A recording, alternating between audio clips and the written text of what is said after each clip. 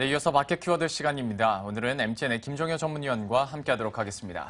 어서 오십시오. 네, 안녕하십니까? 예, 오늘의 키워드 공개를 해주시죠.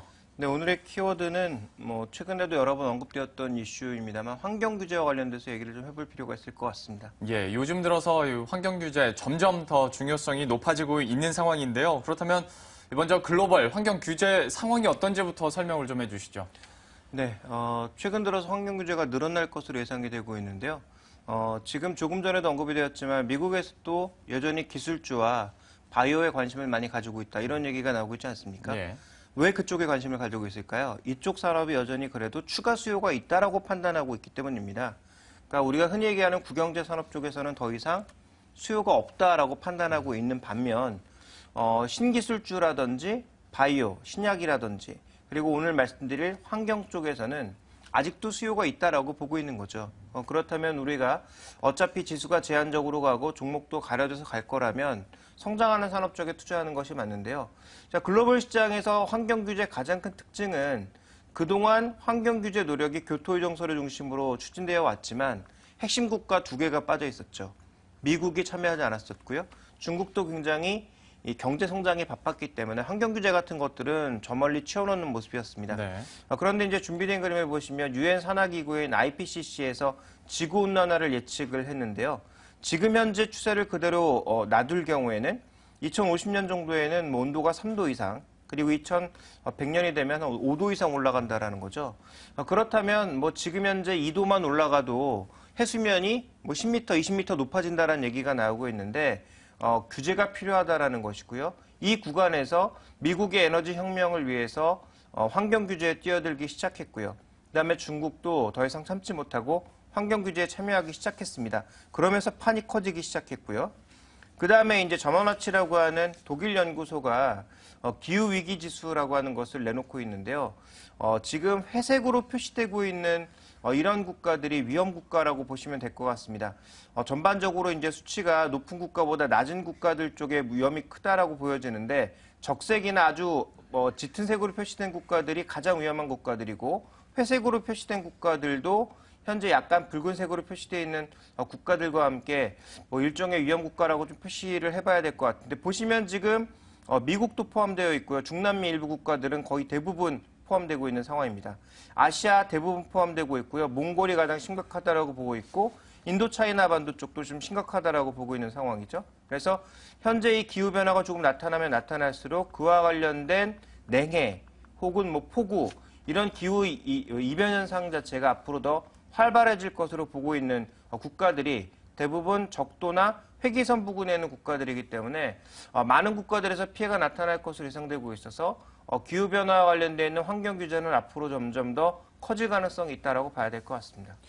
방금 보신 기후 위기 지수를 봤더니 아시아 지역 대부분이 좀 빨간불이고요. 그리고 이렇게 환경 규제를 얘기를 하다 보면 저는 개인적으로 우리나라보다 중국 쪽이 더 빨리 생각이 나는 것 같습니다. 환경 오염도 좀 심각하고요. 그러다 보니까 우리나라에도 좀 영향이 많이 가고 있는 상황인데 그렇다면 중국 쪽에서는 이런 환경 규제 어떻게 나타나고 있나요? 중국 쪽에서도 빠르게 진행할 수밖에 없는 상황이죠. 준비된 그림을 좀 보시면 지금 우주에서도 보인다라는 거 아니겠습니까? 네. 그러니까 위성 사진으로도 지금 관측되고 있는 게 중국의 스모그입니다. 그러니까 지금 회색으로 표시되고 있는 게 스모그고요. 하얀 건 구름이죠. 그러니까 위성 사진으로 봤을 때도 우주에서 봤을 때도 보일 정도로 심각하게 지금 중국은 대기 오염이 진행되고 있다라고 봐야 될 것 같고요. 이 대기 오염을 바탕으로 비가 내리다 보니까 당연히 토양 오염, 수질 오염도 동반해서 진행되고 있다라고 봐야 될 것 같습니다. 그래서 이제 중국의 환경오염이 심한 도시들을 봤더니 최근 도시화도 빨라지고 있는 구간에서 북경을 포함해서 천진 등 일선 도시들 중에서도 환경오염이 심각한 도시가 너무 많다라는 거죠. 그래서 실제로 365일 중에 스모그가 나타나는 날이 200일 이상인 도시가 굉장히 많다라는 것입니다. 그러면 3일에 한 번 정도는 스모그가 나타난다라고 봐야 될 것 같고요. 아시는 지인이 지금 산둥성에서 무역상을 하고 계신데 산둥성 같은 경우에도 지금 한국과 가장 가깝지 않습니까? 인천에서 30분이 채 걸리지 않는데요. 이 지역 같은 경우에도 지금 스모그로 거의 앞이 보이지 않는 날이 굉장히 많다고 합니다. 그러니까 중국은 아시다시피 굉장히 심각한 상황이고요. 그러다 보니까 환경 관련 투자가 앞으로 계속 빠르게 좀 늘 것으로 예상이 되고 있습니다. 준비된 표를 보시면 2014년도 들어서 굉장히 크게 환경 관련 투자 금액을 늘리고 있고요. 앞으로도 이 시진핑 정부 쪽에서 추가적으로 좀 많이 늘릴 것으로 예상이 되고 있기 때문에 아마 환경 관련된 산업은 중국 내에서 또 성장 산업으로 인식을 받고 있고 실제로 관련주들의 주가 폭등도 지수와 상관없이 꾸준하게 나타나고 있는 등 중국 내에서도 환경 산업의 중요성은 앞으로 더 커질 수밖에 없다라고 봐야 될 것 같습니다. 네, 이렇게 해서 중국의 환경 규제 현황까지 함께 살펴봤는데요. 그렇다면 제가 키워드에서 항상 마지막 질문으로 드리는 게 이제 관련주와 앞으로의 이와 관련한 전략입니다. 어떻게 보고 계신가요? 일단 중국의 대기오염 중에 가장 심각하게 발생하고 있는 것은 뭐 여러 가지 요인이 있습니다만 자동차보다는 석탄 발전이라는 얘기가 많습니다. 예. 그럼 이 석탄 발전을 줄여서 다른 에너지원을 늘려갈 수밖에 없는 구조적인 상황. 그리고 또 한 가지는 도시가스를 늘려나갈 수밖에 없는 상황에 다다르고 있는데요. 준비된 그림을 보시면 지금 석탄의 거의 80%를 의존하고 있는 중국의 발전 에너지원이 앞으로 투자 관점으로 보자면 연료전지 시장이라든지 에너지 시스템이라든지 풍력이라든지 그다음에 원자력 발전 등으로 다양화될 가능성이 높다라는 거죠.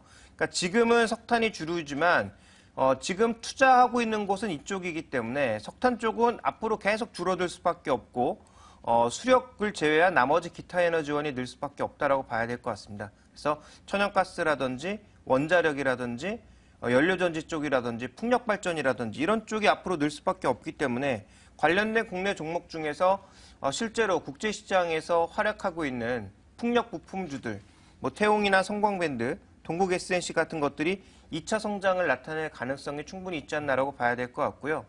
그다음에 태양광은 이미 뭐 중국도 포화 상태이긴 하나 폴리실리콘 쪽에서는 OCI가 워낙 경쟁력을 가지고 있기 때문에 또 OCI를 포함한 하나케미칼 같은 종목군들이 최근에 미국 업체와 마찬가지로 밸류체인을 굉장히 넓게 가져가고 있죠. 그래서 최하단부터 최상단까지 밸류체인을 모두 가져가고 있는 상황이기 때문에 이와 같은 관점에서의 경쟁력을 생각해 본다면 국내 태양광주에게도 긍정적인 영향을 장기적으로 미칠 수 있다고 봐야 될 것 같고요.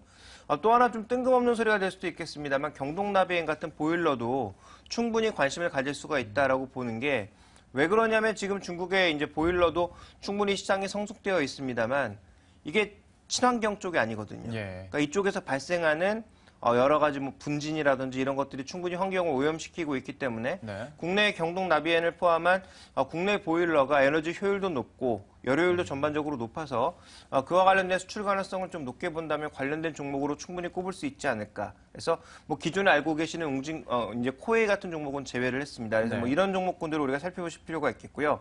그다음에 조금 전에 말씀드렸지만 이런 에너지 구조상의 변화에서 가장 크게 나타날 수 있는 것은 중국의 동부해안을 중심으로 하는 원자력 발전소입니다.